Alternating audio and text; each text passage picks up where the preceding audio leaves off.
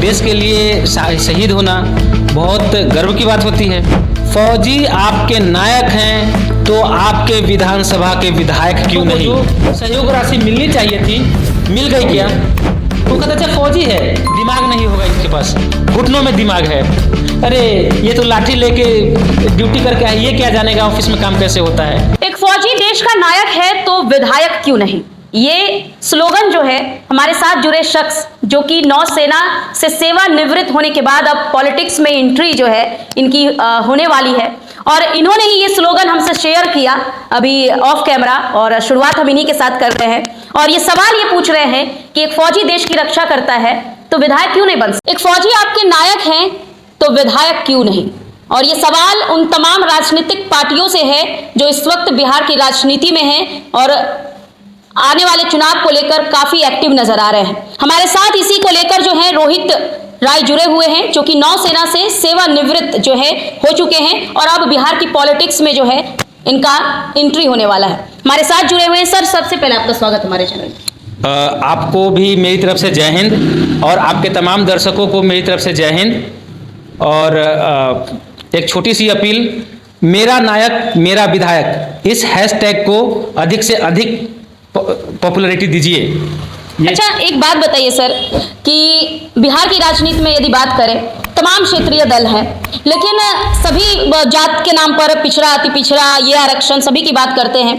आप लोग देश का सेवा करते हैं, देश के रक्षक हैं। कई तरह के आतंकवादी जो भी अभी पहलगाम वाला हुआ, बिहार के कई लोग जो है शहीद हुए, नेता बड़े बड़े जो फूल के माला लेकर जा रहे थे, लोग होड़ में लगे हुए थे कि हम पहले पहुंच रहे हैं तो हम आगे रहेंगे। लेकिन जब राजनीति की बात आती है, जब टिकट की बात आती है, जब अपॉर्चुनिटी देने की बात आती है, तो डिफेंस के लोगों के लिए स्पेशल जो कैटेगरी है वो कोई पार्टी तय नहीं करता है, क्या कहिएगा? मैम सवाल का जवाब सवाल तो नहीं होता, लेकिन मैं आपसे, आपके तमाम दर्शकों से और यहाँ राजनीतिक दलों के नुमाइंदों से मैं ये कहना चाहता हूँ कि क्या सच में शहादत बहुत अच्छी चीज़ होती है? देश के लिए शहीद होना बहुत गर्व की बात होती है। यदि ऐसा है तो तमाम नेताओं के बच्चों को भी ये मौका मिलना चाहिए। ऐसा आपने बिहार के किसी नेता को, अपने बच्चों को वॉलंटियरली फौज में भेजते हुए देखा है क्या? ये देखिए, मैं फौजी हूँ, मैं लाग लपेट के साथ आपके साथ बात नहीं कर सकता। जो सत्य है, प्रैक्टिकल है, वो सीधी बात में रखूँगा, ठीक है? आपको जब भी अभी के समय में जो ऑपरेशन सिंदूर हुआ था तो 56 इंच के सीना वाले से लेके और उससे कम और उससे ज़्यादा सीना वाले लोग जो फौजियों को अपना नायक मान रहे थे, उनसे मेरा सीधा और स्पष्ट सवाल, फौजी यदि आपके नायक हैं तो आपके दल के विधायक क्यों नहीं? और बिहार के तमाम जनता से मेरा सीधा सवाल, फौजी आपके नायक हैं तो आपके विधानसभा के विधायक क्यों नहीं? मेरा नायक मेरा विधायक, इस विधानसभा 2025 के चुनाव का कैंपेन बनाइए और अधिक से अधिक फौजियों को विधानसभा भेजने का काम कीजिए, क्योंकि जो सेवानिवृत्त हैं जो बिल्कुल बिल्कुल, क्योंकि यदि आप ऐसे फौजियों को विधानसभा भेजेंगे तो इससे उन फौजियों के साथ साथ जिनकी बात वो कर सकते हैं आपके लिए भी फायदेमंद होगा। क्योंकि आपको जान के आश्चर्य होगा कि ट्रेनिंग के दौरान भारत सरकार उस पर बहुत बड़ी रकम खर्च करती है और उसमें सिर्फ सुरक्षा की ट्रेनिंग नहीं होती, उसमें हालातों से लड़ना, संसाधनों के बीच में समाधान निकालना, कुशल नेतृत्व, कभी हार न मानने की जुझारूपन, ये सब ट्रेनिंग के दौरान आपके मेहनत के पैसे से उसके सोच में, उसके विचार में डाला जाता है। वो फौजी जब एक जिम्मेदारी के साथ आपके सामने खड़ा होगा तो वो आपके लिए ज़्यादा फायदेमंद होगा। कुछ वक्त पहले की बात करें तो लगातार हम भी अपने चैनल पर खबरें दिखा रहे थे कि पटना एयरपोर्ट पर जो है होड़ मची हुई थी। कभी जो सत्ता पक्ष के लोग, कभी विपक्ष के लोग एक एक करके शहीदों के घर पहुंचने में भी लोग टाइमिंग देख रहे थे कि पहले हम पहुंच जाए, और फेसबुक पर भी, ट्विटर पर भी पोस्ट डाल रहे थे कि हम अव्वल रहे। तो क्या वो राजनीतिक पार्टियां जो हैं वो उन डिफेंस के लोगों को जगह देंगी, ये सवाल हमारा जरूर है। सर, यदि देखें तो बिहार में जो सेवानिवृत्त डिफेंस के लोग हैं उनके लिए अलग विभागों में, कहने के लिए तो सरकार कहती है कि बैंक में हो, कई सारे विभागों में हम सेवानिवृत्त होने के बाद आपके लिए ऑफर दे रहे हैं नौकरियों की, लेकिन बावजूद इसके लोग जो है संतुष्ट नहीं है। आप लोग जैसे लोग, आप बता रहे थे बैक कैमरा की काफी दिक्कत है, क्या दिक्कत हो रही है? मैं सबसे पहले जो नेताओं के बीच जो होड़ लगी थी कि शहीदों के घर जाने की, मैं ये प्रश्न आप पत्रकारिता में शामिल लोगों पे छोड़ता हूँ। ये आपके रिसर्च का विषय है, इस पे जरूर जांच कीजिए। नहीं, हम तो कह ही रहे हैं कि कोई नहीं दे रहा है, कोई पार्टी नहीं दे रही। नहीं, मैं ये मुद्दा ही नहीं है हमारा। वो जो माननीय मंत्री या नेतागणों में जो होड़ लगा था कि पहले कौन जाएगा, वो आखिरी बार दोबारा कब उन शहीदों के घर गए थे? क्या एक शहीद के रूप में जो उन्हें जो सहायता मिलनी चाहिए थी, जो उनके परिवार वालों को, उनके आश्रितों को जो सहयोग राशि मिलनी चाहिए थी, मिल गई क्या? ये जिम्मेदारी में, ये सवाल और जिम्मेदारी मैं आप लोगों पे छोड़ता हूँ। अनुदान मिला है जो अनुदान मिलना चाहिए? नहीं, आप पता करके देखिए ना। मैं एक फौजी हूँ, एक नेता तो अच्छे वादे कर देता है, लेकिन उस वादों को धरातल पे लाने के लिए एक फौजी परिवार को बहुत मेहनत करना पड़ता है। मैं उन शहीदों में कुछ परिवारों के बारे में बता सकता हूं जिन्हें अभी तक जो सरकार के किए हुए वादे हैं उनके पास पहुंचे ही नहीं। ये बहुत के साथ कह रहे हैं आप, जानते कि नहीं पहुंचे? बिल्कुल नहीं पहुंचे हैं।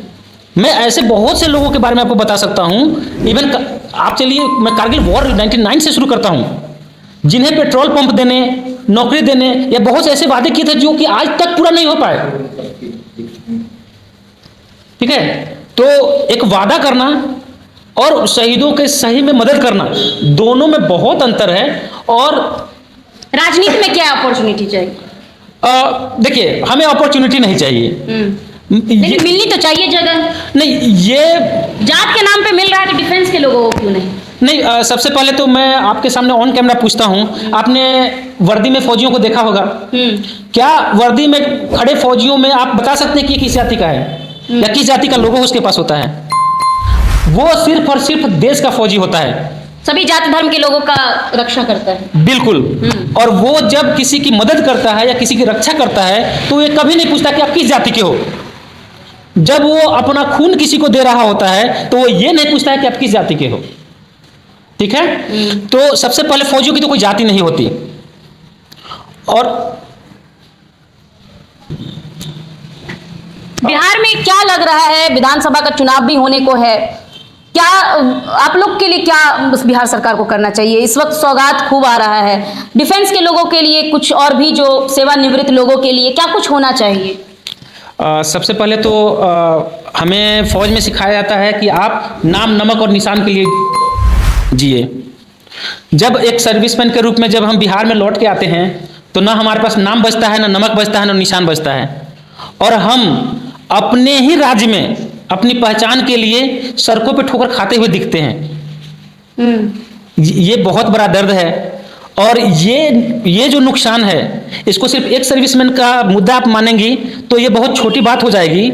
इसको आप एक स्किल्ड मैन पावर का बेकार हो जाना, इसको इस नजरिए से देखिए, क्योंकि जो फौजी भारत सरकार के इतने बड़ी रकम खर्च करके अपने आप को तैयार किया है, वो आपके बिहार के लिए कुछ भी नहीं है, वो कहीं कंट्रीब्यूट।